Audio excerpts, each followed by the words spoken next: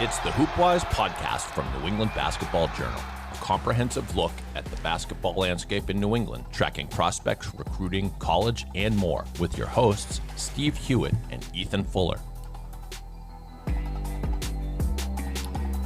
And welcome back to another episode of the Hoopwise podcast. We are part of New England Basketball Journal. My name is Ethan Fuller. Steve Hewitt, if you watched our boys MIAA preview episode, is a little bit under the weather, so he's not here today, but we're bringing a dynamic duo back together. A friend of the show, Trevor Hass. Yes, please give him all your applause. Trevor fills a ton of different roles at a bunch of different publications, but for these purposes, he covers girls basketball at the Boston Globe, along with Graham Dietz. I do want to give Graham a shout out because he's done a really great job in his first year on the beat. State tournament is here. This is one of our most exciting times of the year.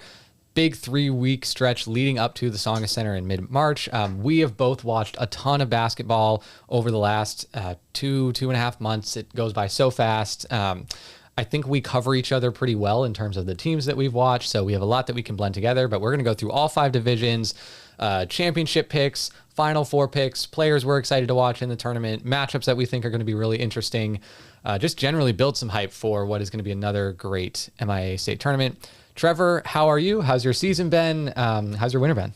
Doing great. Yeah, I feel like you said, it flew by. I feel like we were just here a couple months ago, and now all of a sudden it's February, almost March. So I can't complain because, I mean, it's March. It's the best time of year, so it is what it is, but it was quick. Yeah, it is the best time of year. And we've gotten our early bracket filling fix. We both filled out brackets. I think a lot of stuff turned out pretty similarly. We do have some differences, too, in there, and we're going to get to those.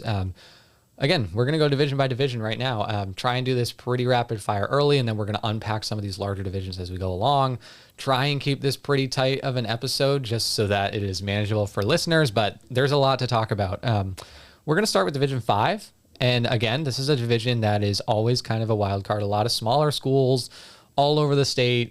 We haven't seen a whole lot of these teams, but we do kind of know the track record of some of these programs. And I think that is what gets us excited, is there is always stuff that surprises us coming out of this division, stuff that we don't really know what to expect. But some of these schools are familiar names and faces for us.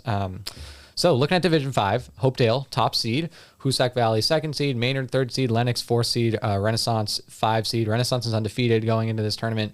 Lennox is undefeated for power rankings purposes, even though they did lose in the Western Mass tournament to Renaissance in what was a really great game from when I was following that on social media.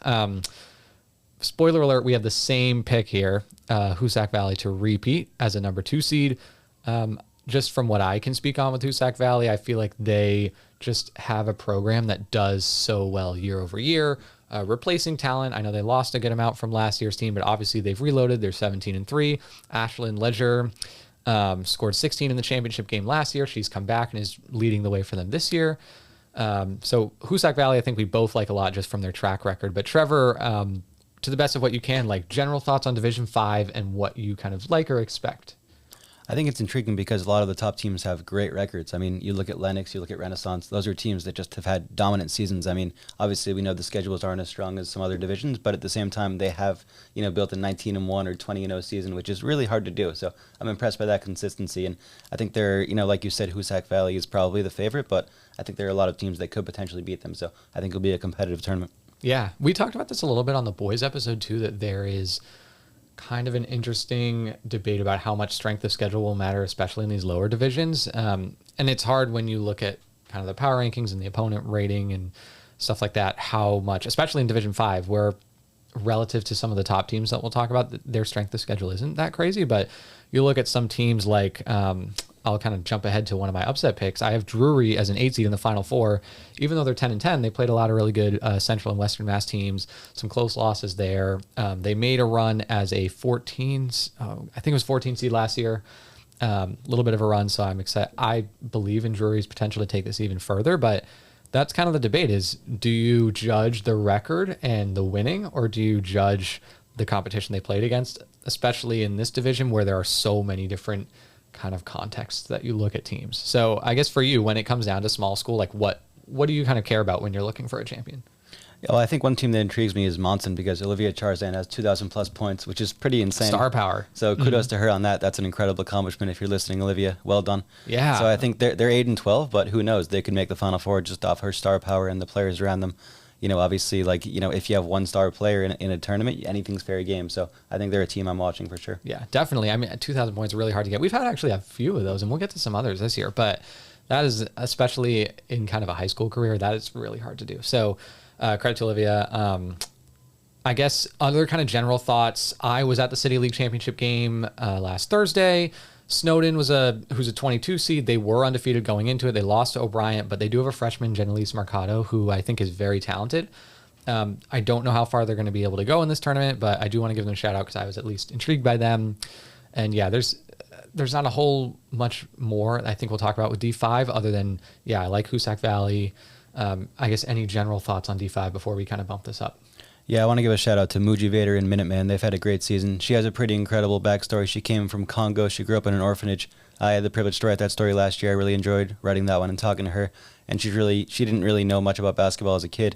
And then she discovered the sport and it took off from there. And she moved here and she just became a great player. And now she's one of the better players in D5. So her stats are pretty incredible. She's averaging 21.7 points, 10.7 rebounds, 7.8 steals. I had to double check with the coach, Nikki Murphy, make sure that was right, but it's right. And 4.9 assists, so that's pretty insane. So they're a team that could make a run as well, so we'll see how it shakes out. Yeah, so Minuteman is a 16 seed, so very interesting matchup with Hopedale early, potential top seed matchup if they can win their first game against Pioneer Valley Christian. But yeah, I was at the Globe and Trevor wrote that story, really good kind of short profile on Muji Vader. Her backstory is really interesting, and she is super talented too.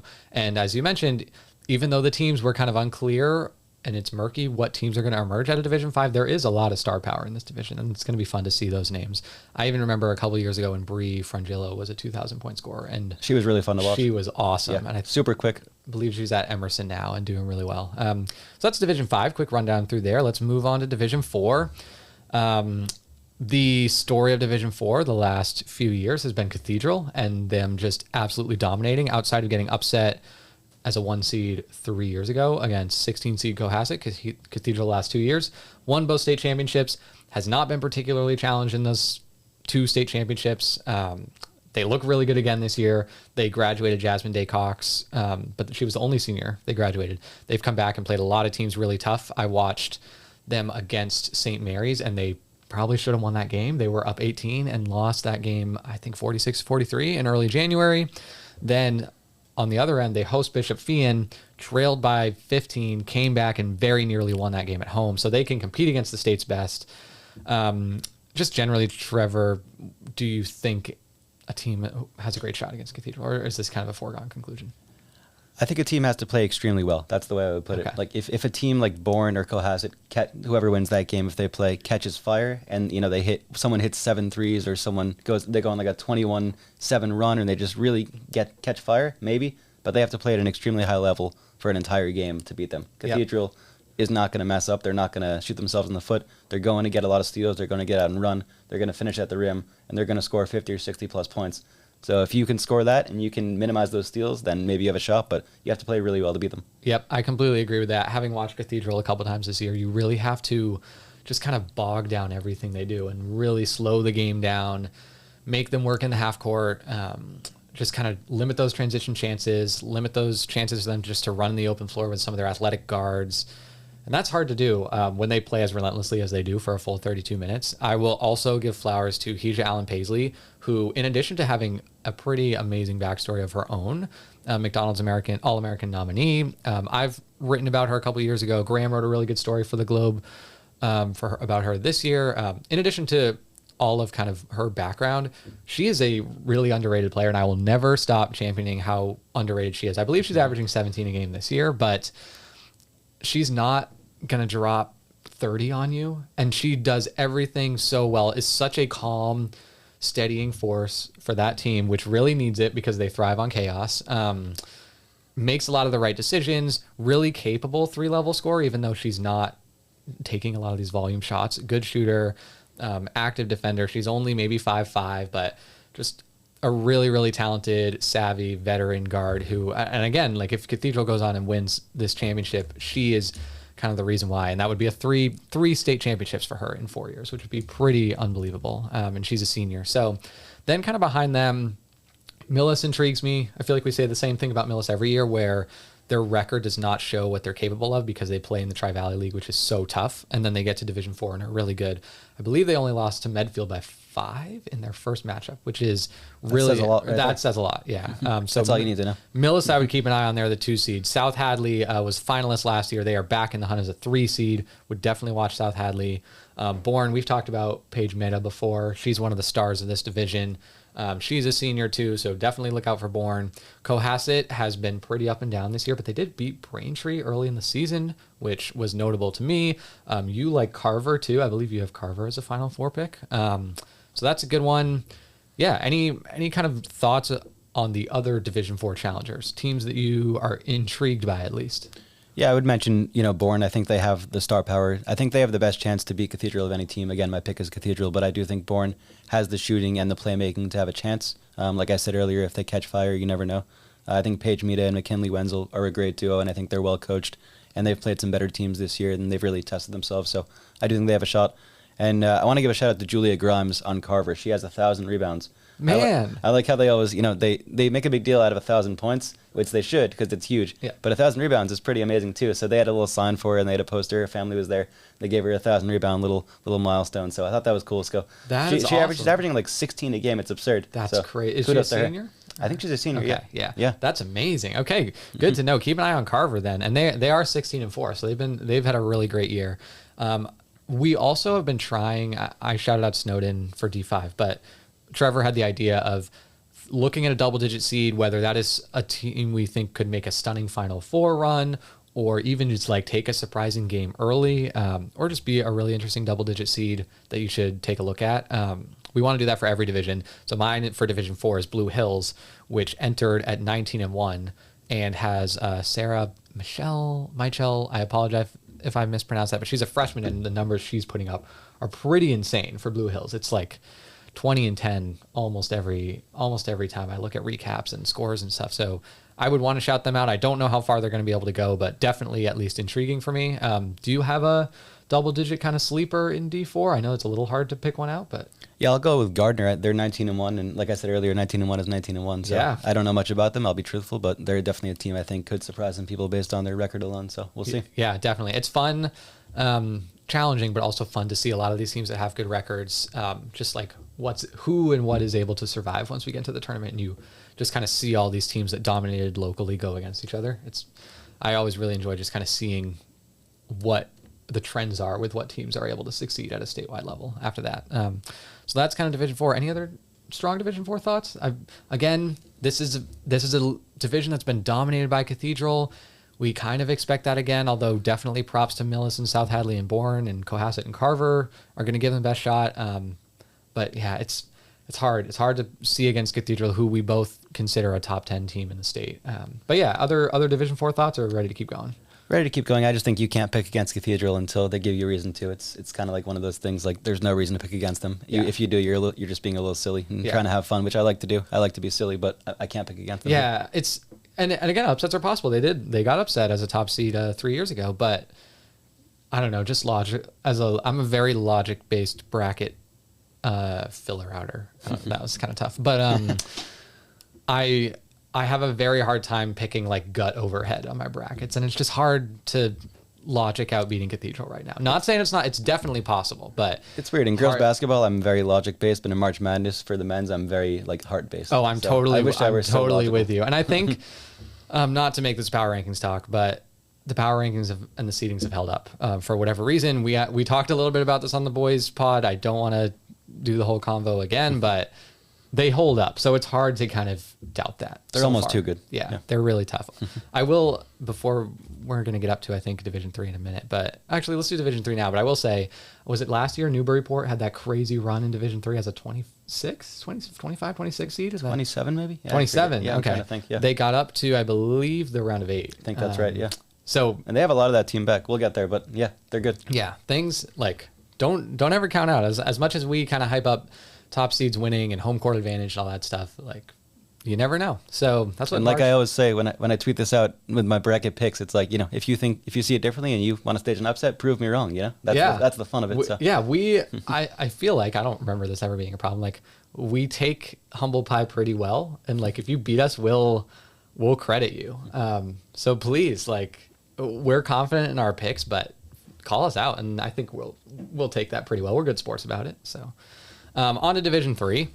We're going to start getting a little bit more in depth with these, and especially I don't know if this is consensus. You can tell me if you disagree, but Division 1, very interesting, always great. Division 2, we kind of believe in the top 15 might be the strongest. Division 3, if you look at the top 3, maybe top 5 teams, that might be the strongest top seeds in the state this year.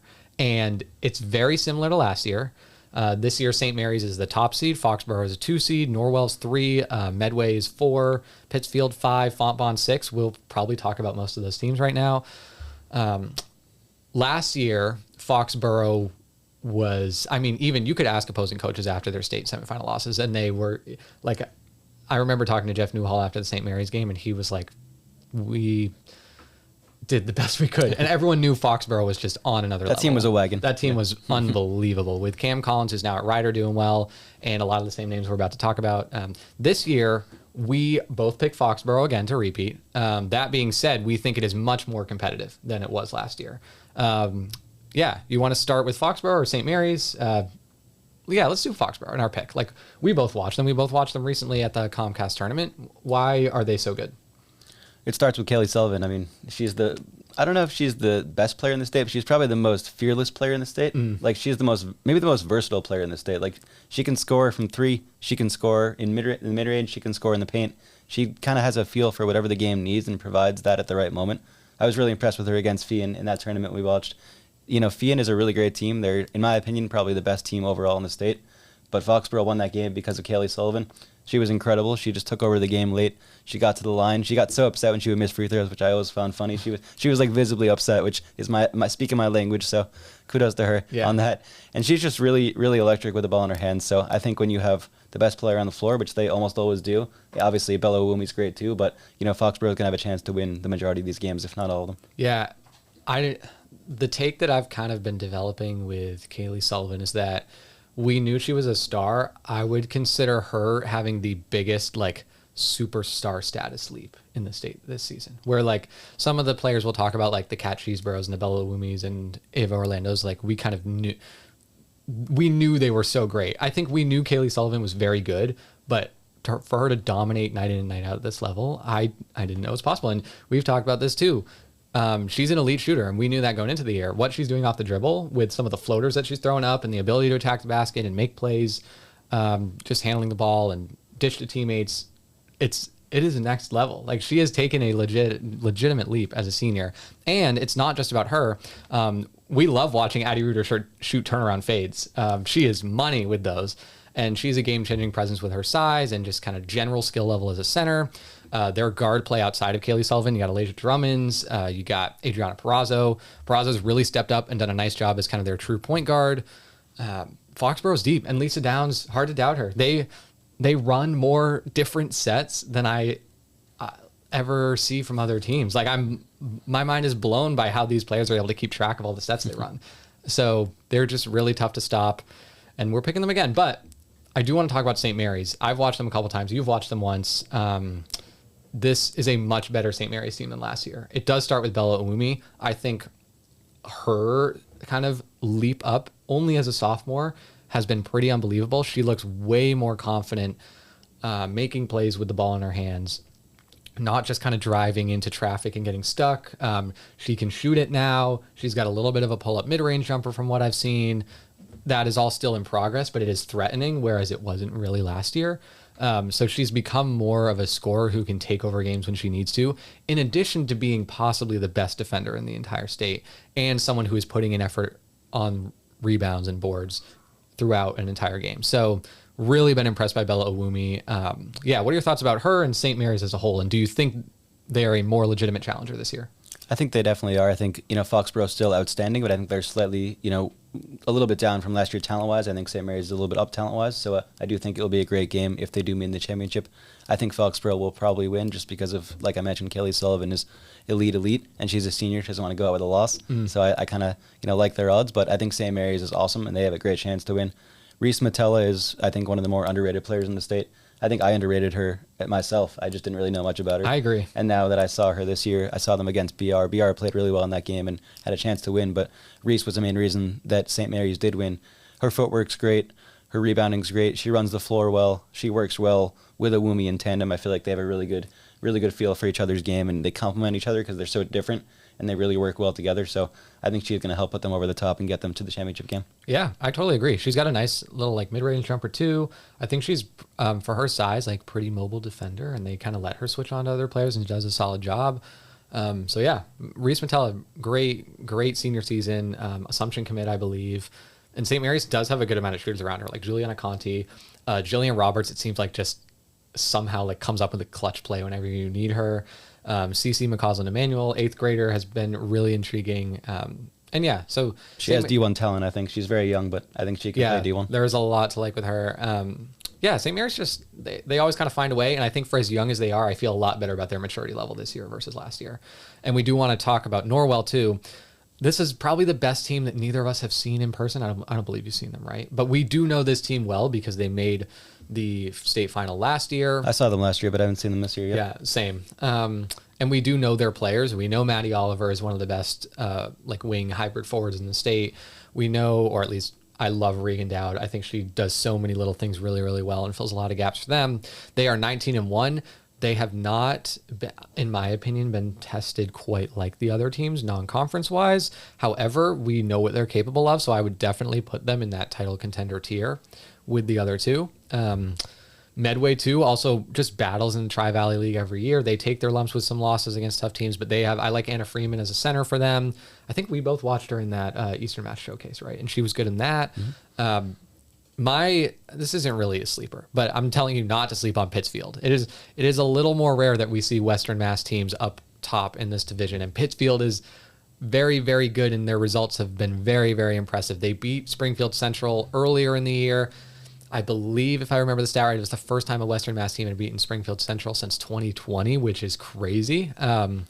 Do not sleep on Pittsfield. They are a 5 seed. I picked them in my Final Four, and again, just looking at kind of their rating numbers, their strength of schedule is not tested to the same degree as some of the other teams, but I think the good teams they have played, they've battled and or won. So I like them a lot. But there are other teams in Division 3 kind of down lower that I know you like, Trevor. I think Apponequet was up there for you. Or if there are other teams, like I'll give you the floor for other D3 teams. Yeah, I'll give a shout out to first Fontbonne. You've loved Fontbonne. Yeah, please go. So I saw them against NDA, and Ava Orlando is just on another level. She's so good. So they ended up winning that game. But Fontbonne went toe-to-toe with them, and they went toe-to-toe with them in the first game too. They played really well. They moved the ball well. They got out in transition. They rebounded well. I want to give a mention to Emma Jolly, who's an excellent rebounder, just like Julia Graham's on cover. We don't shout out rebounders quite as much, but she had like 18 in that game, and she's really, really solid on the boards. Maggie Bedard is a great player for Fontbonne. She's fearless. She's a great shooter. Mm. She moves well without the ball, and she was kind of face guarded in that game, and she still found a way to score a lot of points. Alana McLean, Jess LaFlamme, they just have a really good team. They all kind of play well together and have different styles that work well together. So I do think Norwell will win if they meet, but I do think Fontbonne is a team that could beat Norwell. Okay. So I'm curious about them to see how it all shakes out. And Apponequet, like you said, is a really fun team too.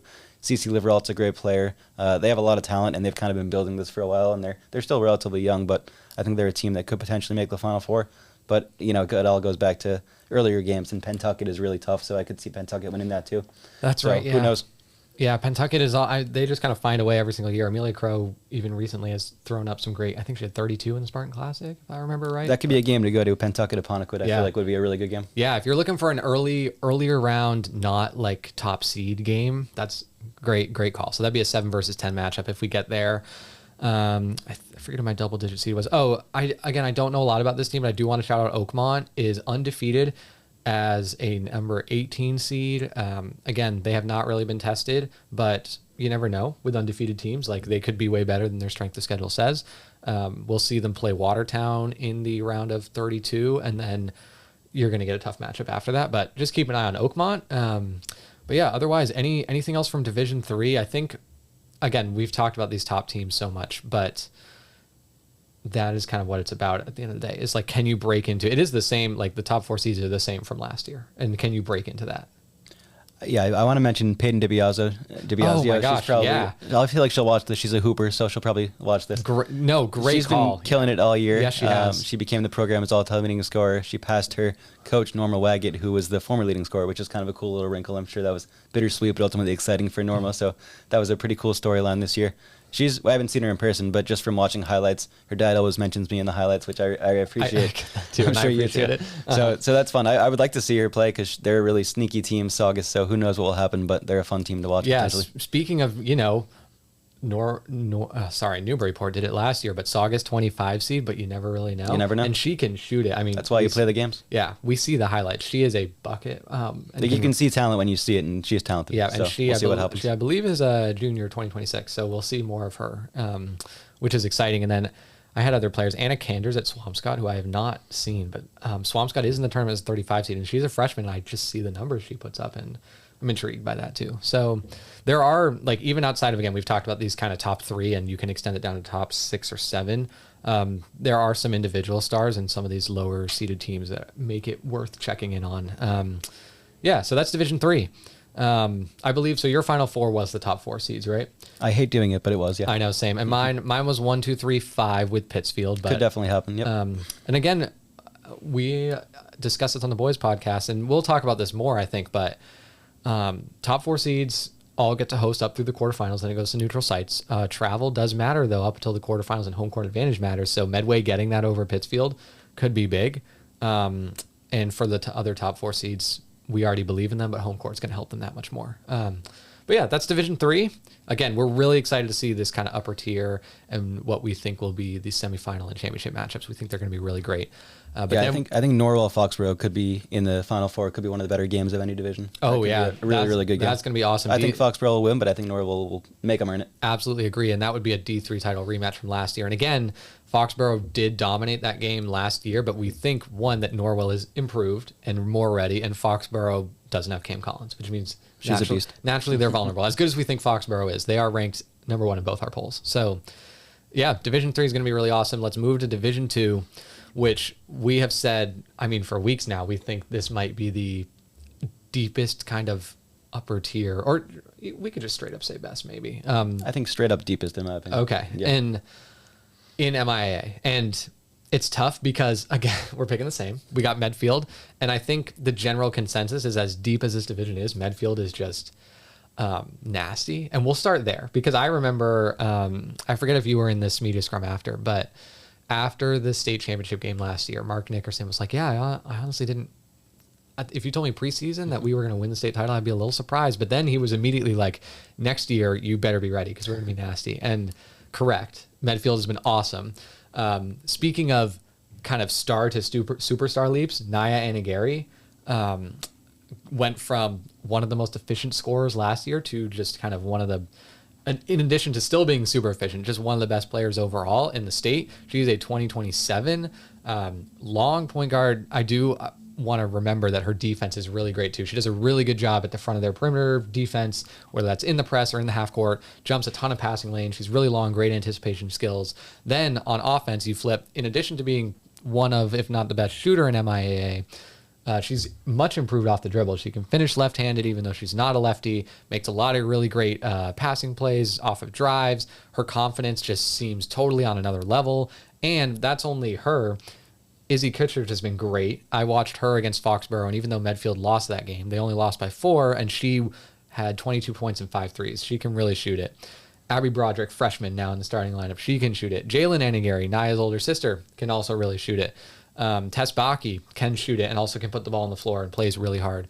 So is it a hot take to say this is the best lineup of shooters in the state? I think that's a fact. Okay, yeah. Thank you. All right. I'm always nervous to like put explicit takes out there. But yeah, what do you like about Medfield? Do you agree that they are kind of just in a league of their own, as great as this division is? I agree with everything you just said. I think Naya, she's just one of the most fun players to watch because she just plays such an effortless, like fluid style of basketball. Like she doesn't look like she's playing an intense game. She looks like she's just like playing in the park, but it's so nonchalant, but it's so effective. And that's on offense. And then on defense, she's swarming the ball. She's extremely intense. I think Medfield's defense is extremely underrated overall, like you alluded to.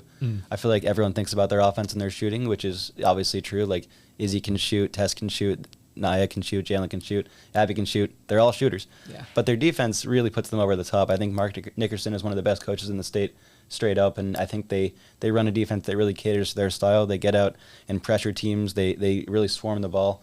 I saw them against the really good Norwell team, and they just forced a lot of turnovers in that game and were really aggressive and got out and ran. So I think that when they're at their best, they're excelling in transition, and then if they do get in the half court, they can move the ball well. They run a lot of good pick and roll and a lot of good screens in general, and I think they play to their style. They're kind of like the Celtics in that way, where they have shooters all around the floor and they all work well in tandem, and you have to kind of pick your poison. So I think they're a really tough team to guard. Yeah. Are you serious about playing your sport in college? Do you need a flexible education that allows you to maintain your practice and competition schedules while also preparing you to succeed at the next level? You should check out the University of Nebraska High School.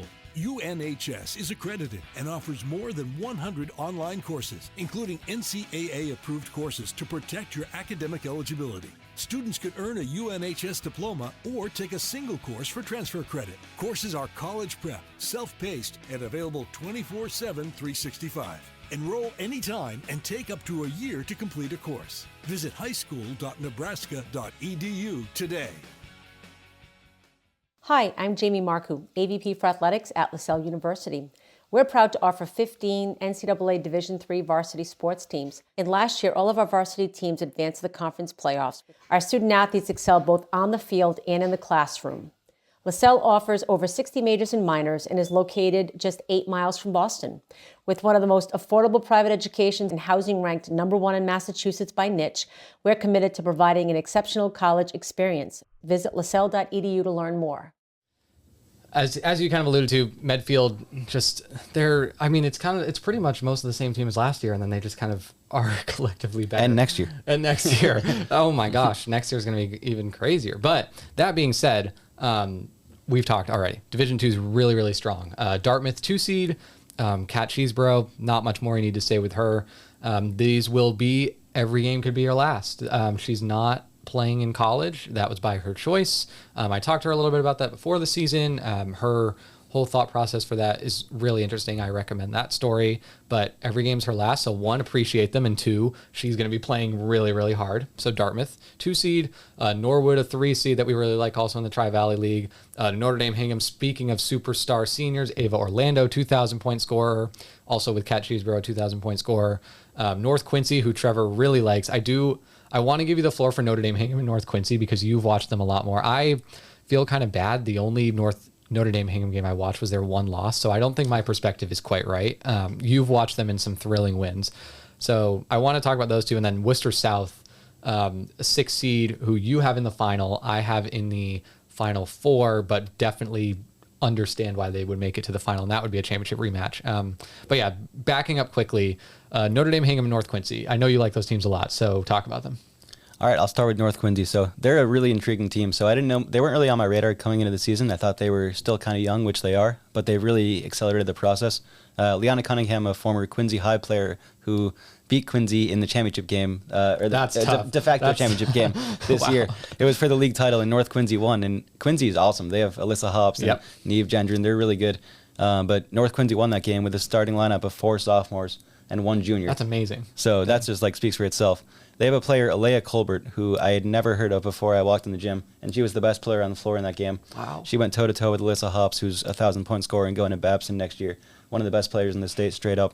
And that matchup was even. Colbert's a sophomore, and she played really, really well.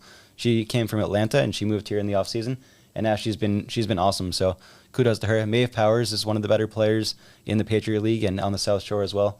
She plays a very fast-paced style. She pressures the ball on defense. She gets out and runs on offense. She has good footwork, good in transition. So they just kind of have a style that mirrors their head coach, where Liana Cunningham is super young. She graduated in 2018 from Quincy High. She's very young. And they just kind of have a style that mirrors their head coach, where they're fearless. They don't know they're all sophomores and a junior. They just kind of play like they're all seniors. So I don't think they're going to win it all, but I do think they're a team that could win it all. I think they're good enough. Absolutely. So we'll see. That's fun. I think Maeve Powers, one of the breakout players of the season, would you mention too? And Colbert, Definitely. I mean, if you've seen her. But yeah, Notre Dame Hingham too. Also, that's going to be a great quarterfinal too. That could be one of the best games of any matchup. Yep. And I'll talk about NDA for a bit. I think if I was thinking about this on the car ride over, if I'm down 1 with 10 seconds left in the championship game. If I had to choose one player, I'd choose Ava Orlando. Wow. So that's a compliment for you. That's my pick. She makes great decisions. She's an outstanding shooter. She's one of the best dribblers in the state, maybe the best dribbler straight up.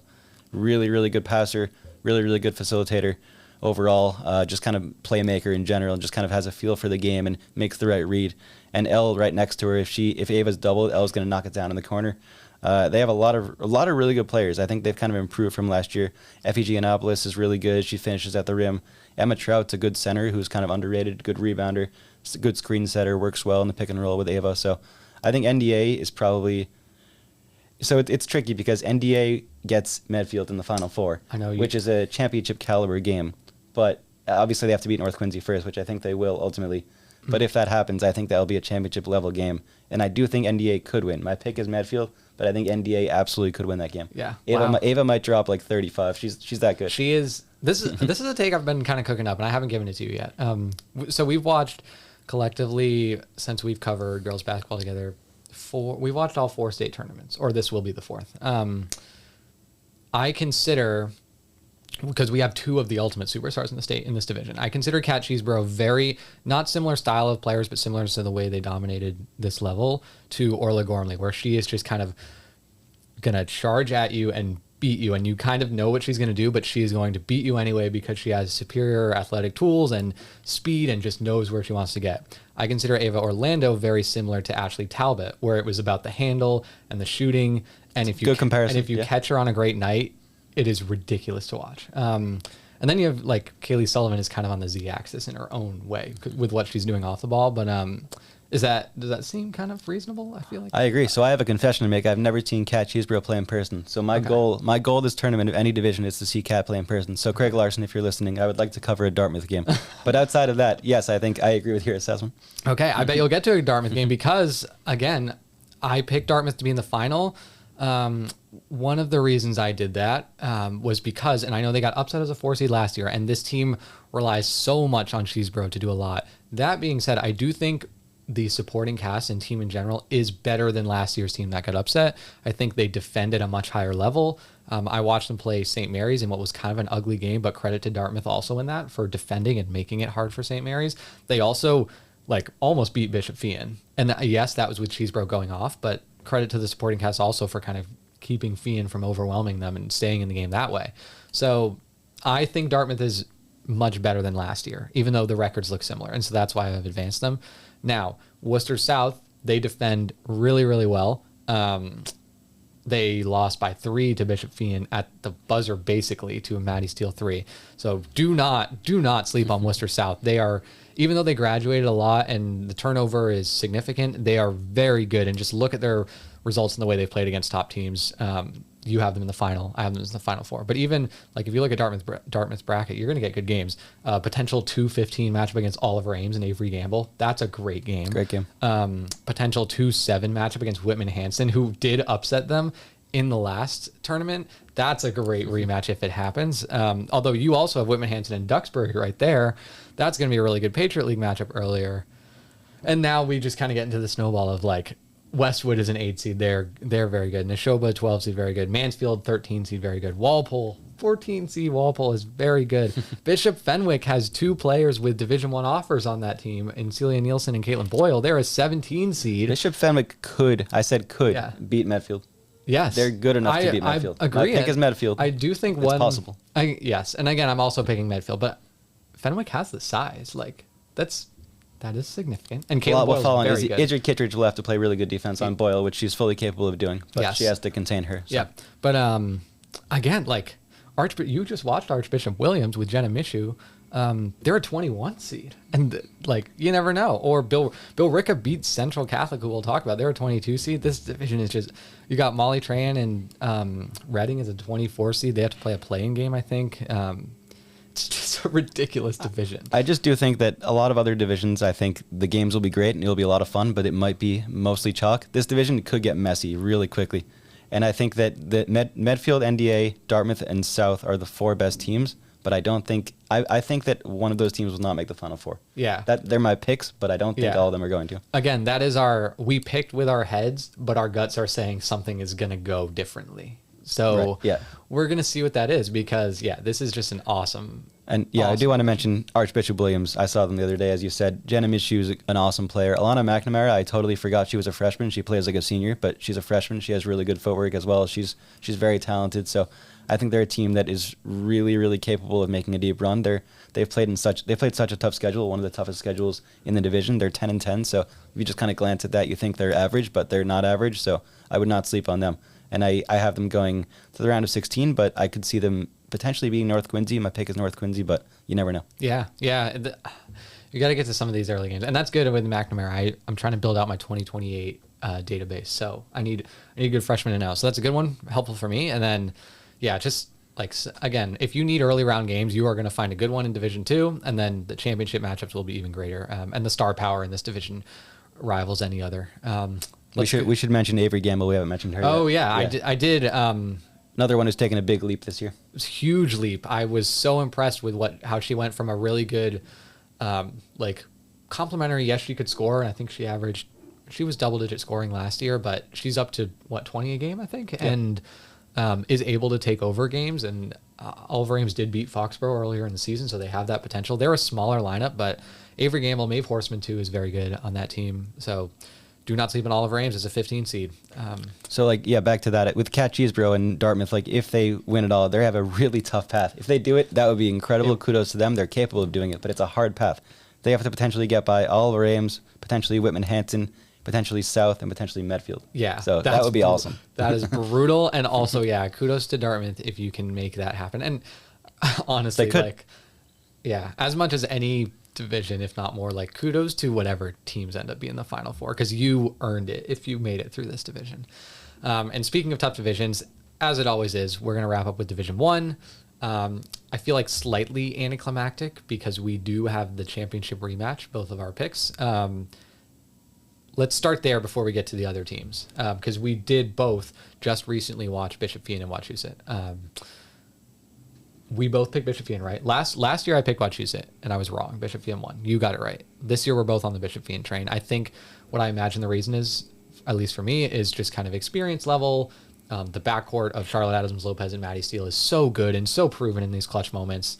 Really hard to pick against them. And they also have had a supporting cast that got a lot better. Lily Singer looks much improved this year. Really been impressed by her. Shannon Lamorticelli, just great step-up player as a sophomore. Sam Carlson. She's one of your favorite just players. One of our just one of our favorite Mine players too, to but watch. definitely It's she's a baller. Just love watching her play. So we both love Bishop Fien. What is it? Kind of the same reasons as me? Just kind of they've obviously proven it on the stage before. So I think the reason, like you said, obviously we know Charlotte Adams Lopez, Maddie Steele are awesome players, Molly Mullen, awesome players, but I think the reason that you mentioned Lily Singer and Shannon Lamorticelli are the reasons that they're going to win it all. I think those two kind of put them over the top, and we were I don't know if concerned is too strong a word, we were curious how it would shake out with Julia Webster gone, because she was the best player in the state in the tournament, factually. Oh, absolutely. It was not even that close. She was the best player in the state in the tournament, and Kim Collins for sure. Yeah. But she was awesome. So I was curious how it would shake out with her gone. I think Lily Singer has been outstanding this year. She's a really good passer for her size. She plays well without the ball, sets a lot of good screens, rebounds, and I think she's kind of the glue that complements those stars around her. So I think she's ultimately the reason that they'll finish, they'll win it all again. Yep. That being said, we're getting a rematch, and I think I wrote this in my bracket picks because I realized it as I was making them. I picked Wachusett for their experience last year, and then Bishop Fien won. So it is very possible the same thing happens this year because Wachusett is super talented, and for having graduated 7 seniors, including Division I commit Mary Gibbons, who might have been the best player in the state last year. Wachusett has totally reloaded and done an awesome job. Jalen Scott is a two-way force, one of the most versatile players in the state. I think she can pretty much do just about anything she's asked for on that I think team. she might have the highest stealing in the state. Would you agree with that? I think maybe behind Awumi. Yeah, Awumi too. Probably those two. Yeah, but she's gotten a couple Division I offers, which is a big deal, especially in MIAA, and she proved it last year. She was really great on the state championship stage last year, and I think she will be ready for it. So Jalen Scott, fantastic player. Their own backcourt is super fun to watch. Sophie Gibbons and Tegan Lanfear, small guards and younger sisters of former stars who are also just they play really, really hard. and make a lot of good decisions with the ball. I like both of them. We both were intrigued at the Comcast tournament by freshman Kylie Yurkis, the center. Again, state tournament's a big stage, but definitely keep an eye on her because size is something that Bishop Feion does not have. So we'll be interested to watch that. You would not be surprised if Wachusett won it all, right? Like, I would be slightly surprised. Okay. Not shocked. I just think Feion is deeper. I think Wachusett's really good at the top, and I think they're well coached also, and they play really hard. But I think and I saw them on maybe a night that wasn't necessarily their best against Central Catholic, who played really well in that game. And credit to Wachusett for still finding a way. But I just think Feion has a little bit more shooting, a little bit more depth, and a little bit more star power ultimately. I think it'll be a close game. I don't think they'll win by 20. I think they'll win by like 10-ish. But I think it's kind of a competitive, but ultimately does go Feion's way. I feel similarly. But yeah, Wachusett definitely in the hunt. We have the same Final Four too in Division I, Springfield Central. Always this team that is kind of a mystery, but they are dominating out west. They're losing to out-of-state opponents, and then they just come into this tournament and they're ready every time. I know they have a freshman point guard, Giovanna Mars, who is very good this year, in addition to Angela Hector and Jalen Garvin-Martin. That might be the game that we're sleeping on. They could beat Feion. I pick's Feion, but I am very wary of you never know. Springfield. And I even remember when they won it all a couple of years ago. They were really good, and I think we kind of slept on how good they were. Maybe, I mean, at the time they were out of our coverage region, but they're almost like the D1 version of Cathedral, where they play extremely hard and defend extremely hard and have multiple contributors. So be ready. Like, whoever gets Springfield Central, you got to be ready. And then Woburn. We know Woburn. We know them as one of the best defenses in the state. We know McKenna Morrison and Shannon McCarthy are really good. Steve Sullivan, I think we respect as one of the best coaches in the state. Again, they will be on the road at Braintree, which has been one of the breakout teams of the season. Kelly McDonald's done an awesome job over there. So that is another great quarterfinal matchup if that happens. But we do like Woburn just because of their experience. But then, yeah, you get to a lot of these other Division I teams, and it's kind of feels like either it's breakout or kind of their time. Braintree, Natick. Was it you who wrote the Natick story, or was it Graham? It was me. It was you. That was a really good story. Thanks. Just because they went from being in like total rebuild to all of a sudden they're 15-6. Actually, I'll let you kind of talk about Natick more because you did write the story. Yeah, so that's been kind of that was a fun one to write because last year they weren't very good, and they're the first to admit that they were not the best team in the state, but they kind of had a look in the mirror kind of deal, and they were like, all right, we need to play fast, we need to play to our strengths, because they have a lot of athletes who are soccer players or play other sports. So Coach Orix Cohen kind of decided, like, all right, we got to tinker our style a little bit and overwhelm teams, get out and press and run and just be chaotic. So I think it's worked really well. I haven't seen them in person, but from talking to them, I've kind of gleaned that they're a fast-paced, fearless team that kind of comes at you in waves. So they've scored like 70 or 80 points a couple of times. So They're definitely a team that could win it all. They're not my pick, but they definitely are talented enough to do that. So we'll see. Yeah. I mean, even just like the Bay State Conference in general, I'll be honest, is a lot better than I expected. With Braintree, Natick, we did know Framingham was going to be good. I think we both liked them, and with Allie Regan leading the way. Framingham's an 11 seed. Needham, you've always really liked as a 13 seed. They are going to be in the hunt too. Then some of these other teams, again, like this is no surprise. Division I's always very deep, but Quincy, I love Quincy. I know they have lost a couple of tough games recently, but they're still 17-4, and I still think Alyssa Hops is such a good forward who defends really well and is really smart. She's very good with her left hand. Yeah, very good finisher around the rim. Mm-hmm. And then a couple of these breakout teams like King Philip is on the rise. Bridgewater Raynham, we always know it's going to be in the hunt. They always defend so well. Central, I kind of worked around Central Catholic because I think we both really like Central Catholic, especially after the way they played Wachusett. Carrie Finneran is just like sees the floor with the way she cuts and moves, unlike most other players. She plays basketball like a lacrosse player, and that's a compliment. Yep. Yeah, it's very cool. She's going to UMass for lacrosse, and is a field hockey superstar. Basketball might be her third best sport, and she's like an all-star caliber player. Must be nice. Yeah. Aniela Quo too has been, just from my personal viewing, one of my favorite, most improved players this year. I think she has added a lot. Last year, she was kind of like inside score a little bit, energy rebounder, but you didn't really know where the skill was going to develop, and now she has a lot more of it. She has always played really hard, but she can do a lot more, I think, than she was able to in the past. So there is a lot. And Central Catholic as an 8 seed, you could get Wachusett in the quarterfinals, and that game was a 2-point game. So I do think Wachusett is going to have home court this time, which I think will be huge, but Central Catholic has proven they can hang. So Like, that's not. I think it's a really intriguing game. We were both at that game. We had fun watching it. Central Catholic played very well, and Wachusett didn't play very well. But it speaks to Wachusett's strength that they didn't play very well, and they still found a way to win. Yes. So I kind of see it in that Central Catholic is good enough to win the game, but things have to go perfectly, and I don't think they will. I think Wachusett will kind of find a way. Like, they got their quote-unquote bad game out of the way, and now they'll kind of figure out, like, all right, Carrie's a really good player in the paint. Lily Phillips can shoot. Quo's a good rim runner. Like, we know what this team's about, and that Jalen Scott will kind of take over, and they will win that game. But I think it'll be competitive again. Yeah, I would totally agree with that. And you have seen a lot more of these, I think, lower seed or like mid seed Division I teams than I have. So I kind of want to give you the floor on whether it's like low single digit seeds or high double digit seeds. Who do you like as D1? Whether even if it's still an upset game, or if you think someone could break all the way into this kind of stalwart Final Four, who do you like? So one team I think could make a mini run is Chelmsford. They've been great all year. They were undefeated for a long time, and they have a lot of talented players. So I think they could make the round of 16, potentially the round of 8 as a 19 seed.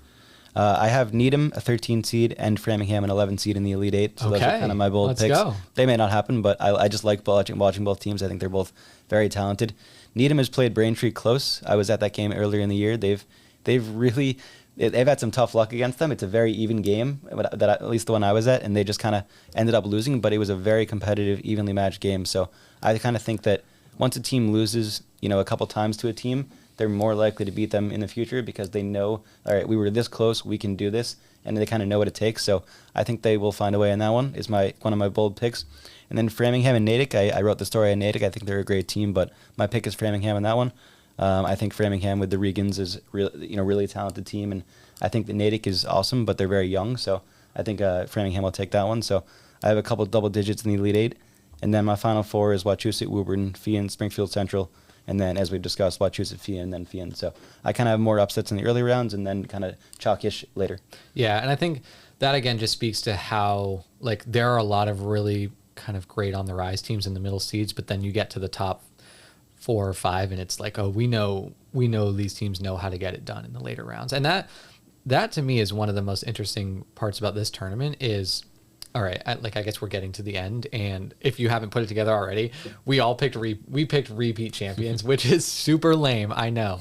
But I think it speaks to the fact that, like, this was a year when a lot of the best teams did reload, and for the most part, maybe except for, like, Medfield is still going to have another year, but, like, this is your last run of glory for a lot of these teams. Like, and again, maybe they reload with players we don't really know that well yet, but Bishop Fian's backcourt, Woburn's dynamic duo, you got Wachusett's going to be in good shape for future years, but like Dartmouth, Cat Cheeseboro, Notre Dame, Hingham, Ava, Orlando, Foxboro with Kaylee Sullivan and Addie Reuter, Cathedral with a lot of their kind of guard, or specifically Heej Allen Paisley. They'll still have good talent, but they're going to lose some stars. Like, it looks very similar to last year because this is almost, maybe I'm dramatizing this too much, but it's almost like end of an era where, like, a lot of these players who were good. It's getting sentimental. Yeah. Man, I don't really like doing that. But there's a lot of these players who were good all 4 years of high school that, like, now they're seniors, and, like, this is kind of the crowning moment for a lot of them, which puts the stakes up very high. I hadn't thought about it that way, but you're totally right. I think this is a particularly good senior class, and there are a lot of players who are going on to play in college who we'll keep tabs on, but I think we'll miss watching them play because they've been at it for a while. Yeah. Like Ava and Kat and just so many others who,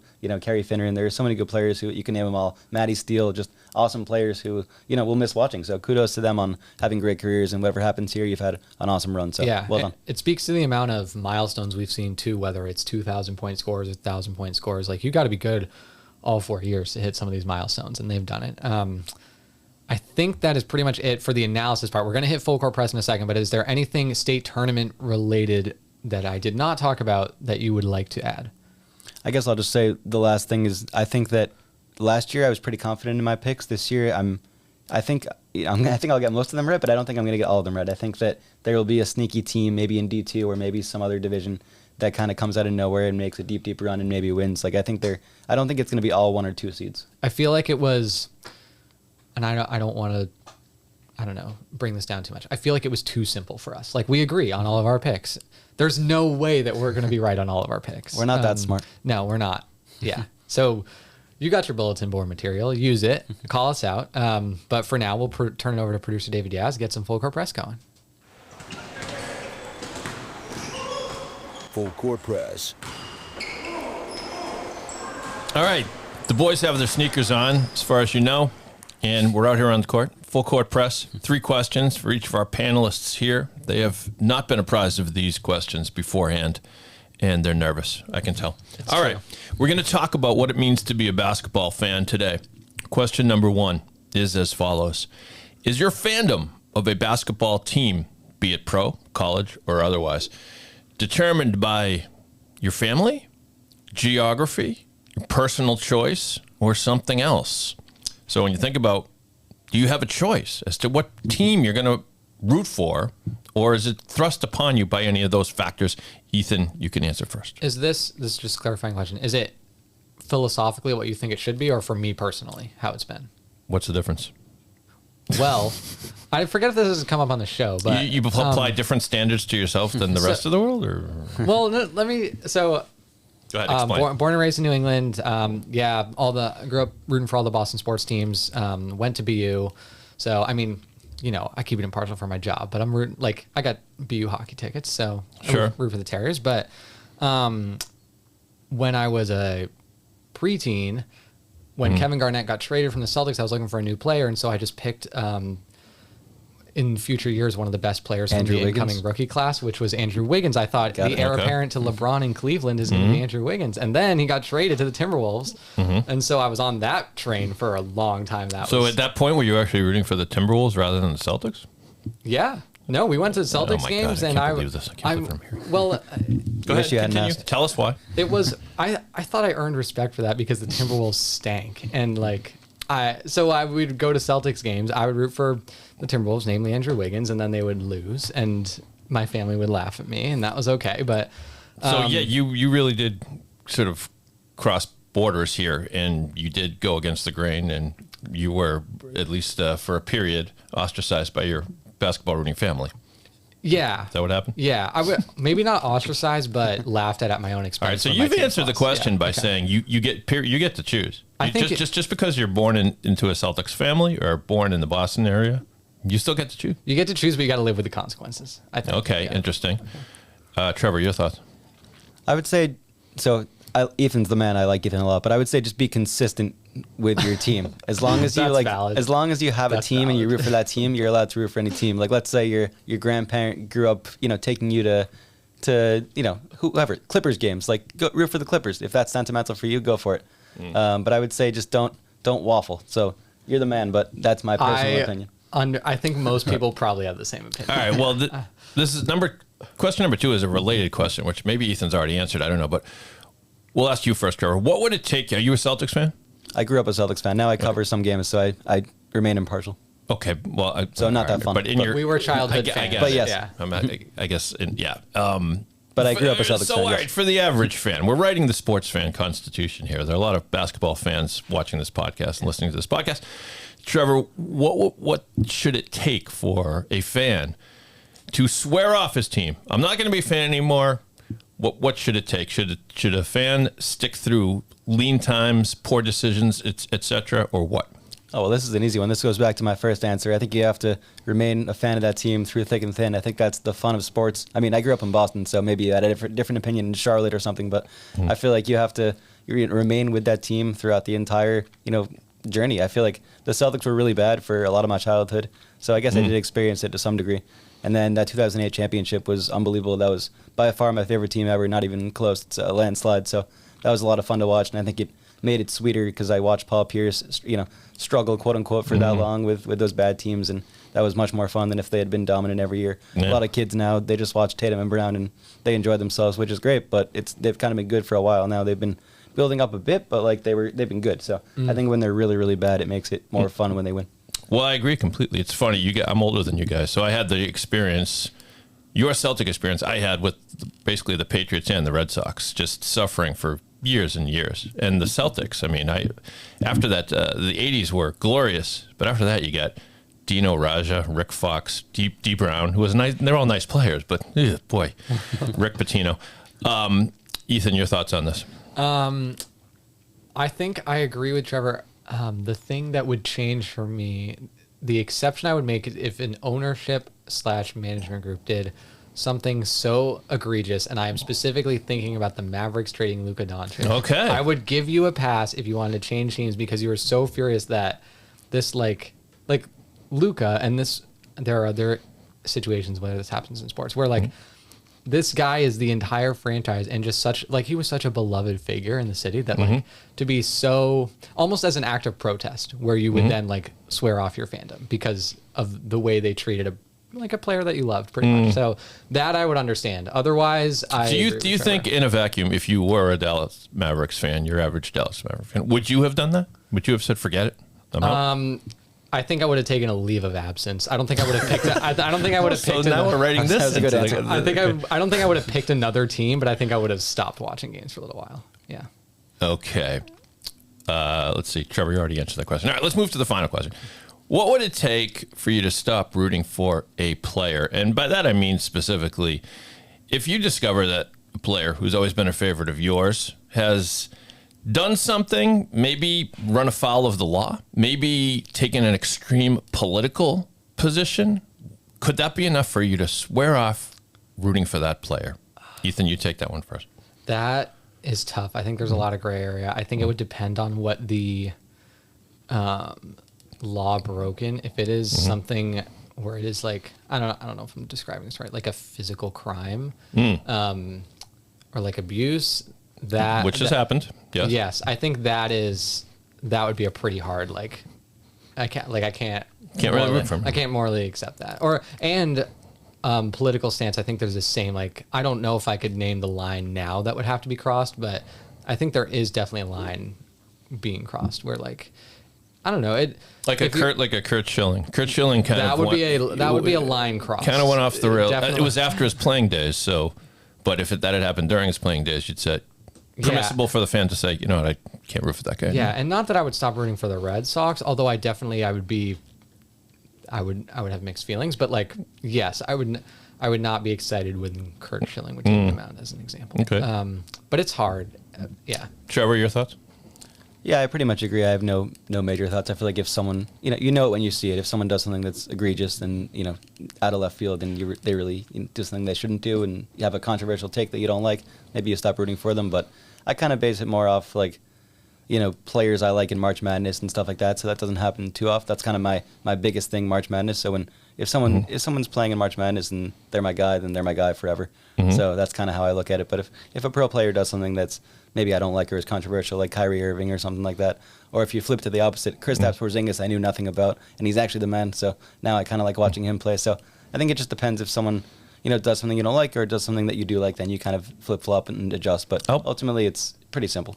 All right, here's a devil's advocate position. Let's say I'm rooting for Kurt Schilling, and he does some crazy stuff. And let's say, in my hypothetical, he's still playing. He's on the field. I rooted for him in the first place. Why? Not because I didn't know anything about it. Say I didn't know anything about his politics, right? I liked him as a pitcher. He's tough. He's a leader. He goes out there. He's got blood all over his sock and whatever. And then I find out he's got these kind of out there political views, or I don't even know if you call them political views, just a little bit erratic. Why should I change my opinion of him as a baseball player?